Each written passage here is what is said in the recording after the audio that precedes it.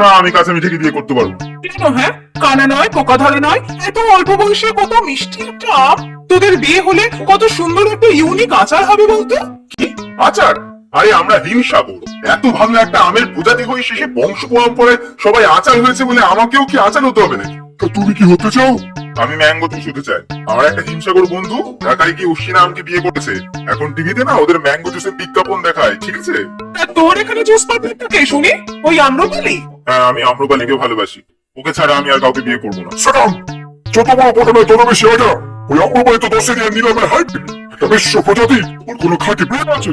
বাবা, তুমি কিন্তু আম্রপালির নামে আর একটাও পচা কথা বলবে না। হাইব্রিড তো কি হয়েছে? হাইব্রিড হওয়া কি অপরাধ? স্বাদে গন্ধে রূপে কোন দিক থেকে খারাপ লাগে তোমার আম্রপালিকে? বল, চল মারবো। মুখে কোনো কথা নেই, বাবার সাথে এরকম কথা বলছিস? হ্যাঁ বলছি। আর মা, তুমি আমায় আর মুকুল বলে ডাকবে না। আমি যথেষ্ট বড় হয়েছি, আমি এখন আম। শুনছো? তোমার ছেলের কথা শুনছো? এই যে পেকেছে দেখছি, একে দিয়ে আচার হবে বলে তোমার মনে হচ্ছে? তো কে বলেছে আচার হতে চায়? তোমাদের তো আমি আমার শেষ কথা বলেই দিয়েছি। তাহলে তুই আমার শেষ কথাটা শুনে রাখ, তোকে খাঁচা মেটে মায়ের সাথে আচার হতে হবে। আর নিজের মতো আম্রপালিকে বিয়ে করে তুই তাহলে আমার কাছে ডাল থেকে তুই বেরিয়ে যাবি।